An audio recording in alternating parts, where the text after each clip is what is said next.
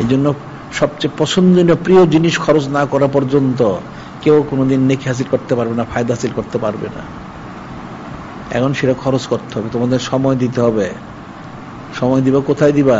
জিকির ফিকির করবা, আঞ্জুমানের মসজিদগুলি করবে, ন্যাক কাজগুলি যেগুলি শুরু করবে, এই যে সাইদ সদুল আদর্শরী 12 শরী পালন করবে, সব এগুলি যা বলা হয় আঞ্জুমান করবে, সব করবে, সময় দিবে।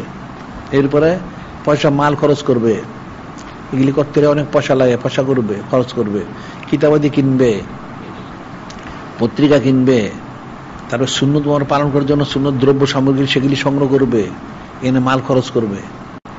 তখন তুমি যদি কিছু হাসিল করতে পারো। এখন জান দেওয়ার সময় হয় নাই। কাজে সবচেয়ে প্রিয় পছন্দনীয় জিনিসগুলি যিনি খলিক, যিনি মালিক, রব মহল্লা পাক এবং যিনি নূরে মুজাসসাম হাবিবুল্লাহ হুজুর পাক সাল্লাল্লাহু আলাইহি ওয়াসাল্লামের জন্য খরচ করতে হবে। তখন এছাড়া পাবে না। এটা তুমি তো পারবে না, এই জন্য তোমার অন্তরে সেটা নাই। ওই জন্য আবার ওই জিকির করতে হবে। মূল হচ্ছে জিকির করা, জিকির করতে হবে, সৌত ইখতিয়ার করতে হবে, ফয়েজ তাওজ্জুহ হাসিল করতে হবে, তখন তুমি পারবে। এছাড়া কোনোদিন পারবে না, কখনোই সম্ভব না। এটা মনে রাখতে হবে।